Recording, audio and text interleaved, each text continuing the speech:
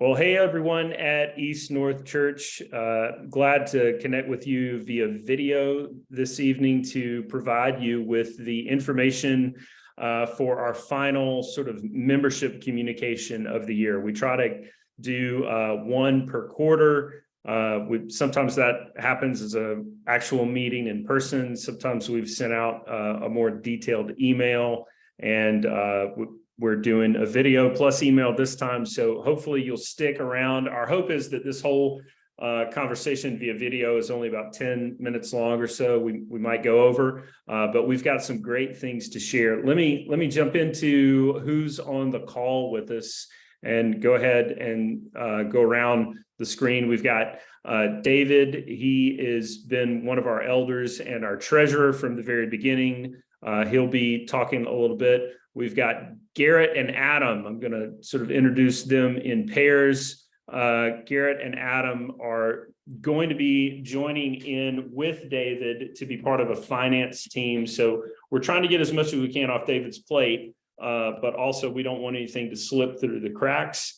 Then we've got Moses, hopefully adding him, or the expectation, we're adding him to staff in the coming year. Thankful that he's here. And then, of course, we have Katie.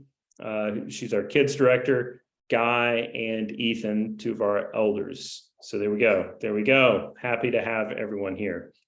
All right. So what we want to do for you guys as we walk through a couple of different strategic conversations is just consider all the good things that have been going on over the course of the year at East North Church. And man, there's just a lot of different things to report. And so we thought we'd just let different people share that and just give you a few moments to be thankful with us. So we'll start off with Ethan, and he's going to talk about our partnership with Greenville Community Church. Ethan, what you got? Yeah, I would say the state of our partnership with Greenville Community Church is strong. That's a little bit of like a State of the Union joke, but no. Hopefully, you already know. Hopefully, you've seen this and you're aware of this. This isn't a shock to you. By the way, I love that as soon as I started talking, my dog comes beside me and just starts eating. So if you hear that, I apologize. But yeah, that's with GCC, Michael Bain, his church. We partner with them on a lot of things that are visible, which are like our joint services. We did a Good Friday service. That was cool. The volunteer appreciation party, which I heard was awesome, that I had to sadly miss. The two church in the parks we did, which were a lot of fun. And the men's and the women's retreat separately. Those were also something we did together. And whether you realize it or not, we've actually been, I think since August, their sermon series and our sermon series has been on the same track. So if you happen to run into somebody from GCC, you could have a conversation with them about Daniel or Colossians, and they'd be really up to it and know what we've been talking about. So that is some of the visible. Some of the stuff that's not always there is Todd's partnership with Michael. I know they meet weekly. My partnership with people inside the church and Guy's partnership. Just having that opportunity to meet together. We did this earlier in the year. Meet together as elders was really, really helpful, really, really good. Set us on the right track. And then there's all sorts of things I'd say it's a lot of carrying each other's burdens. So things that we're dealing with, things that we need prayer over. It's nice to have another church and another community that we can reach out to, connect with. So all of this has been really, really good. We said we would kind of evaluate this thing just in case. And I think right now we're really all on the same page that we're enjoying it. We're liking it. It's beneficial to both churches. I know I've felt the benefit of just having somebody that could come at some point and lead worship if I was out. We've used one of their guys before, so I think I was sick one day and they came in and led worship for us. So a lot of benefits there, and a deepening of the community. That one thing I love about the partnership is that it doesn't, pit us against another church to try and say who's got the best church in Greenville. We're together sharing the gospel with the people in Greenville. So we don't care who's doing that. We just want the gospel to go forward. And that's what I would say both churches feel. So that's our partnership with GCC. I think it's going really good. If you have questions about it, you can ask me or Guy or Todd or anything. We'd be up for talking about that. But I think I throw it back to Todd, but maybe I could go to the next. Todd, I don't know. You I'll can. throw it back to you. Happy You do it. to take a moment, but yeah, I've also definitely appreciated and benefited from the partnership we've had. Let's go to Katie. She's got great news to share about kids stuff and ENC Kids. So Katie, what you got? Yeah. Well, I'm going to add one more thing that we partnered with GCC with this year, and that was our kids camp this summer. We had a fantastic time. We had about 20 kids throughout the summer that joined us. The gospel was shared, the gospel was explored by the kids, and it was just so fun. And all I heard from parents was how great it was. So thank you for those of you who were involved either in helping with kids camp or bringing your kids, because the first kids camp this year was really amazing. So thank y'all. We've also grown by 12 new little people this year. We've had 12 babies born in our church this year. And so that's so sweet and so amazing. And we get the chance to love on these new moms and dads, whether they are their first time moms and dads, or they're adding new that they need hands for. And so we get the chance to love on them and to pray for them, to encourage them in the gospel, and to walk alongside them as they grow their children in the gospel. And I love that we get to do that as a church. Just as a church, we've had the infant room, or the infant corner in the worship center for a little over a year, and we've now transitioned. We still have that, but we've transitioned back to having an infant room because of all these said babies that were born. We needed a place for them.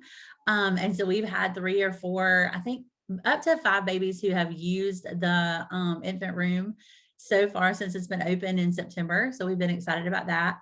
We've had about 25 kids, give or take, each week enjoying our kids ministry.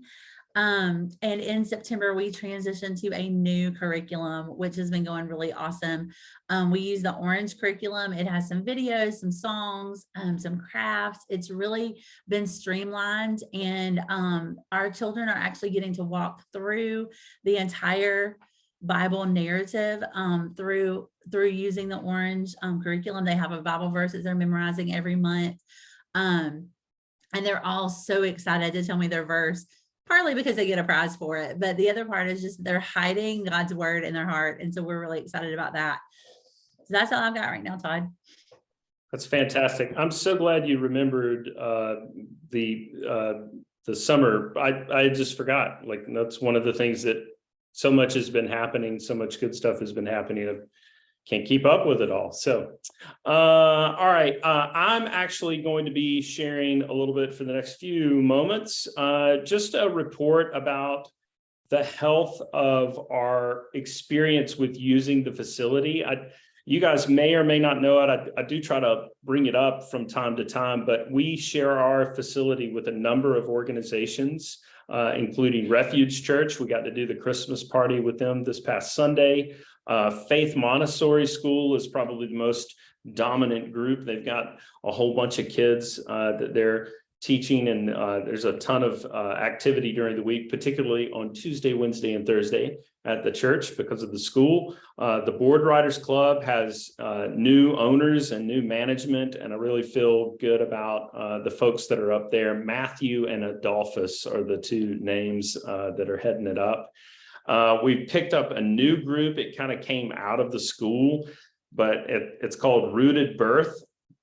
It's taking an office space, but this is just kind of like a midwife, sort of pre-labor experience class for moms and dads. And it's just a really great thing that we're able to offer. And then, of course, we got the Greenville Baptist Association up in our parsonage, and that's a fantastic organization to be close to. We opened the door to the church to host corporate lunch and learns, which happens every now and then. Of course, Bible studies, if people want to do that, that's actually happening on the regular. There's various recitals that take place, performing groups, and all of this is kind of just an offer, an extension of our hospitality to the community, and it's really a good thing. I would hate to have a building that wasn't being utilized like ours is, and it's something to rejoice in, be thankful for, and just be aware of that we're sharing the space. Hey, before I pitch this over to Guy and let him share what he's got for us, I've got something that's pretty funny. So good to break up some of our conversation. But I just want to address something that we did not intend to have happen. And I'm going to just say, I don't know. It's either Sandra's fault or Katie's fault, but it's pretty funny. So at our Christmas party were these napkins. Katie, do you know about this? I don't know, but that's Sandra's fault if it's the napkin. Okay. Well, if you unfold this napkin and like you have to really unfold it twice, there's a recipe on the inside of every napkin for hot buttered rum. And I just think that's really. What's the problem, Todd? I think Sandra got great napkins. I'm not a big rum drinker, but I just thought that was hilarious that, and I know Sandra found out too and laughed pretty hard because she didn't know. She was like, what in the world? And somebody pointed it out. Like, there's a recipe, a good rum recipe on our Christmas church event napkin. And yeah, so Guy, we'll let you share. What do you got for us, Guy? I don't know what to say.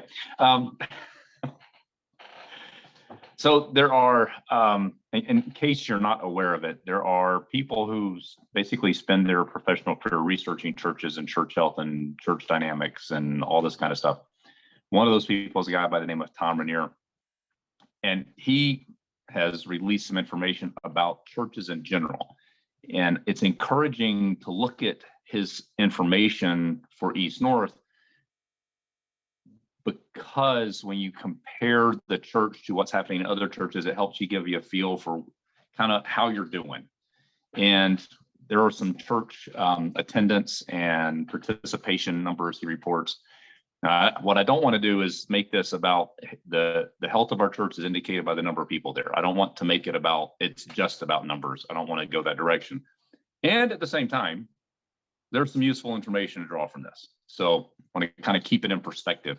He says that in America right now, a church that has 100 people in routine attendance would be on the high end of a mid-sized church or the low end of a large church. So it's right in that cusp between what you'd call a mid-sized and a large church. And when you take his data and look at what we have going on at East North, it puts us somewhere in the top 40 roughly % of churches in terms of regular attendance, which says we're relatively healthy. So that's a good sign. And then if you look beyond that, just the external measures, look at the things that are happening internally. We have 6 active missional communities where we come together on a regular basis to support each other, to have meals together, to carry each other's burdens, pray with each other, study the Bible together, to attempt at least to move into true community as a church rather than just a place we go on Sunday. So we have 6 active missional communities. I guess I'd say if you're not part of a missional community, I'd encourage you to become part of one because it's a really great experience. We have lots of active volunteers who are doing all kinds of things to keep services running, to keep children's ministry running, to keep missional communities running, to keep worship running. People doing all kinds of things, committing their time and efforts and talents to create a healthy worship and learning environment, relational environment for the members of East North. So that's pretty awesome. Really generous givings on the financial side, considering the size of the church. People are generous with their money in terms of helping us pay for the bills we have to confront as an entity that has rent and electricity and all that kind of stuff. And then there are some things that have happened even this fall. There are additional outreach things. There were 2 more kind of one-off events that we had I guess you call it a festival at Calvin Apartments. It was a great outreach thing, great experience. So reaching out and ministering to the community. We have the activity going at the Ronald McDonald House to help provide food, provide meals for people there. It's a way to show that we care. And then we have our Stones Throw pantry effort, helping kids that need help at Mitchell Road Elementary. So overall, we are doing well in terms of our mission: discover, demonstrate, declare the gospel of Jesus. And part of what we're doing to declare it is in the way we serve each other and our community. So it's pretty healthy and positive stuff happening at East North. Yeah, I think so. I think we can definitely see God at work in all those different ways. Speaking of God at work, couldn't be an easier segue to introduce Moses. He's got a little bit to share, but I just want to reiterate something that we've been talking about. Many of you know Moses, but some of you may not know him. He was with us in 2019, very much involved in our student ministry. And then some unforeseen events kind of took place where his visa expired. He was here on a student visa.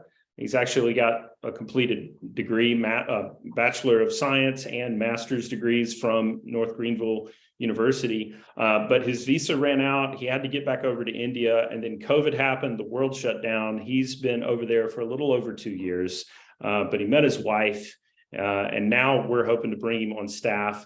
Which is going to require some effort on everyone's part to be generous and give towards that. David can hint at that again in just a few minutes. But I was going to let Moses just speak a little bit and share about some of our church planting partners. He and I have had a good opportunity to connect multiple times already in the last couple of weeks, and I'm excited that he's around. So Moses, why don't you just share for a moment there? Yeah, thanks, Todd. Yeah, as Todd mentioned, my name's Moses, and newly back from India. But yeah, and the past 2 years have been a ride, to say the least. But God is good, and He's kept me through, and He has graciously given me a wife. So not complaining at all. But yeah, one of the reasons that drew me to East North even in 2019 was that the emphasis of just partnering with not just inward focus, but partnering with other churches and church planners to declare the gospel. And that is kind of the ethos of East North in a sense. It's a church that has always been partnering with fellow church planters, and some of them are like you probably know Will Broadus in West Greenville, and Hunter Sipe, who I had a great time. Who I had a lot of time interacting with. He's in Columbus, Ohio, and then we have Michael Mbogo in Kenya, and also Greg Wilson in England, and Chris Hall in Lyman. And this is God's testimony to God's grace and His faithfulness, in that He has allowed East North to partner with and help these church plans to partner in the gospel. And we thank God for giving East North this chance to partner with these church plans, and we also pray that He would continue to help us in partnering with the gospel and partnering with other church plans towards gospel declaration and proclamation. So yeah, really excited about these church plans. Yeah, Moses, I'm putting you on the spot here, but you had mentioned sort of like a grander vision for your life, and that would include church planting one day. Like, do you want to just talk briefly about how you feel about that? Or yeah, one of the things that has always been on my heart is taking the gospel where it's not there. Coming from an Indian background, where the gospel, at least God has been pretty gracious in my life that I had the chance to hear the gospel from a young age. But living in a country where it's on less than 2% Christian, I can see around like where the gospel is not as readily available for most people. And if you look at the Bible, gospel it goes from the church. The church is called to be the gospel proclaimers, the gospel declarers. Keeping up with the East North lingo, we are supposed to be the gospel declarers. But seeing the lack of that in India, and also in my experience in my life, it has given me a passion to help the church and the gospel declaration. And And that's what I've committed myself to doing, is like, sorry, basically wherever the Lord sends me, I'll be there proclaiming the gospel and teaching the church, and being used as he seems fit. And that's kind of why I kind of got led to East North in a sense, because of their emphasis and their willingness to participate and partner with other churches and church plants to declare the gospel. That's pretty exciting. And thank you. I'm thankful to God for you, Moses, and we're going to have a good time. I know it. Yeah. All right, here's the moment you've all been waiting for. And if you've made it this far in the video, what you should like email me and say, I made it all the way to the end, because I'll get you another little trophy. We'll put like made it through the final experience of the video. But we're going to talk about finances as we wrap up. So we're going to throw it over to David. And yeah, David, what you got? Hey guys, this is David. I am the treasurer of East North Church. So just want to talk through kind of what 2020 has looked like so far. Really, I've only rolled up the financials through the end of October, so there's still a couple months left. However, I have a pretty good idea of how November is going to land. December is always a wild card in terms of giving, because sometimes we'll double our average monthly giving in the month of December. So hopefully that happens this year. There'll be a graphic in the email as well that kind of summarizes everything. I'm not going to go line by line, but if you ever have any questions or want to discuss anything, you can always reach out to me, david@eastnorthchurch.com. Happy to sit down and discuss. Definitely excited that we're bringing on Adam and Garrett too, just to kind of round out our financial team and just help have a few more sets of eyes on the books. It's definitely not something everybody's willing to volunteer to do. Most people are scared of numbers, and especially talking money. So if you're interested in doing that, always feel free to reach out to me. I'm willing to sit down and talk with you about money or numbers any time of the day. Hey, David, let me go ahead. interrupt and just ask, since Adam and Garrett have been sitting there patiently and not saying anything the whole time. Could Adam, why don't you say a word just to let people know your background, and then Garrett, you can do the same, and then we'll get it right back to David. Sure. I'm Adam Chase. I've been attending East North since 2017, but I work as an analyst in the finance industry. So I'm, well knowledgeable, I guess, when it comes to numbers and spreadsheets. So although I'm not an accountant by any means, this does seem like a really good opportunity to use my skill set to serve East North. Cool, thanks. Garrett? Hi, I'm Garrett. I've been coming to East North since about 2019. I work for a bank to underwrite commercial loans, so I have a little bit of familiarity with numbers and stuff as well. Don't do the accounting either, but know my way around a good tax return. I'm excited to help you North in any way I can and do the talks. Great to. All right, that's it. You guys came all the way into this video just to get that moment so people could, but I'm thankful. So David, please continue on your report. Yes, yeah, certainly. So we'll talk quickly about 2022 and then talk about the budget for 2023 as well, which the elders have been working on for a few months now. So 2022, all in all, not a bad year. I was going to say, once you see the graphic in the email, you're definitely going to notice, even if you're not a financial guy, like the general fund is running quite the deficit this year. So the general fund, I mean, really, we're a little bit over in expenses, although from what we budgeted, we're pretty on par with where our expenses should be for the year. Really, our giving has just been down a lot more than what it was last year. We usually budget a little bit conservatively, and obviously it wasn't quite conservative enough, but really, like Guy said, like everybody who's coming to the church is giving very generously.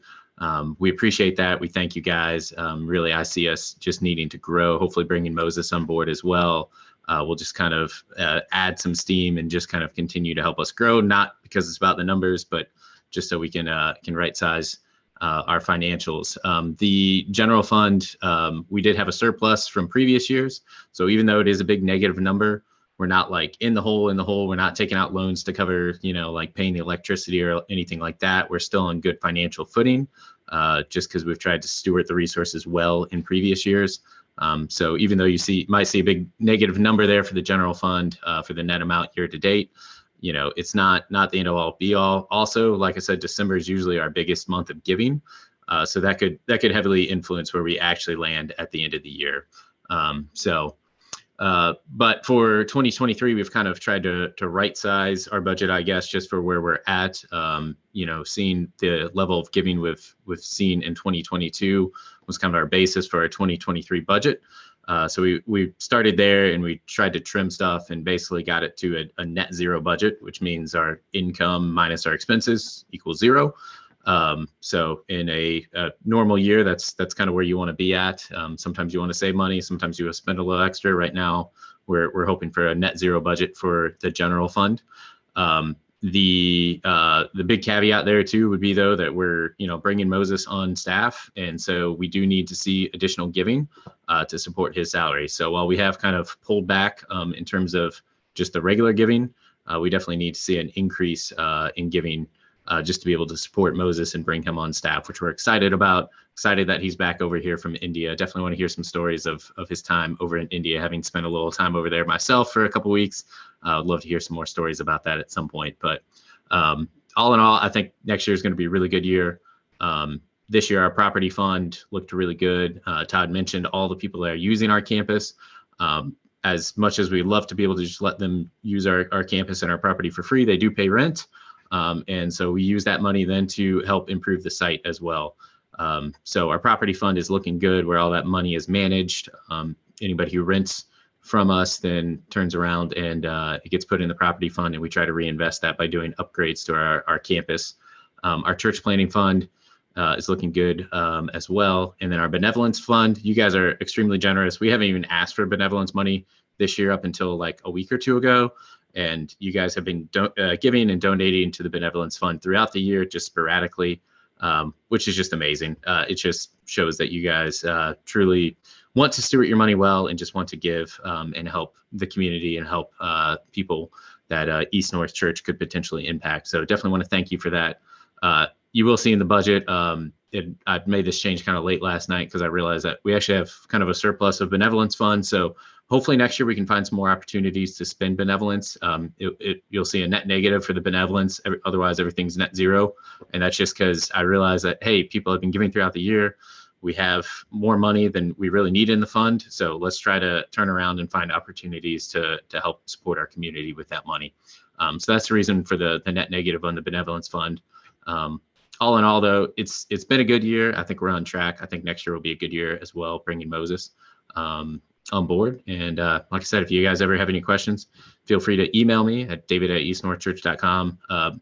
Todd kind of mentioned this, but just to highlight it more, I've loved being an elder at East North Church, but we added another head count to our family. We got Baby Weston on board, and so it was a conversation I had with the elders, over the past really year and a half, that it was like, all right, I got to pull back. I got to trim a little bit from my plate, at least for this season in life. So I'm no longer an elder at East North Church, but I am serving as the treasurer still. So, always willing to help out with anything, and have really appreciated all the support and love and just being able to lead and shepherd you guys over the past, I don't even know how many years. So, Todd, did I miss anything? I think you got it all. Cool. It's a very David thing for you to refer to your child as head count. Head count. Well, I figured budget. We're talking budget and everything. Yeah, I don't know. That's where my mind was. So, no, he's quite the blessing. So he's quite the joy. But yes, it is going from 2 to 3 is a lot. I mean, I know it's different for everybody, but there was some concern with his health early on, but he's now tracking in like where he should be. Like that's really comparatively to his siblings. Yes. Yeah. He's still on the low end of weight, but he's always been healthy, just slow to gain weight like his brother and sister. Thinking of your whole family, man. So. You guys can't all Yep, all 3 of them. So yeah, but no, he's doing good. Mama's doing good. We're all doing good, and just looking forward to 2023. That's great. Well, I have a feeling we did way longer than a 10-minute video here for everyone. So seriously, if you stuck around and stayed with us, we really appreciate it. And we're always here to answer questions, hopefully really easy. Everybody, we haven't got Garrett and Adam on this train yet, but David, Moses, Katie, Guy, Ethan, Todd at eastnorthchurch.com. Really easy, hopefully, for you to get in touch with us. We appreciate the opportunity to bring you this information, and would love to chat if you've got more questions. And we're looking forward to the new year. I'll conclude with expressing a deep gratitude from my family to everyone who's been overwhelming in their generosity and their prayers, the writing of cards, just kind words and support. I think everybody has told me, whatever you need, you come to me. So I'm going to be coming to you guys with anything I can think of, but I am grateful, and I've got a lot of hope in the doctors, the procedure, the benefits, and just believe. I don't doubt that there'll be some challenges and little bumps in the road, but God will see us through it all. So thanks for your prayers for Kaylin and her surgery coming up in 1 week from today, December 12th. So keep praying. All right, well, I'm going to wrap up our video for all our East North Church folks. So thanks for listening, and we'll see you Sunday soon.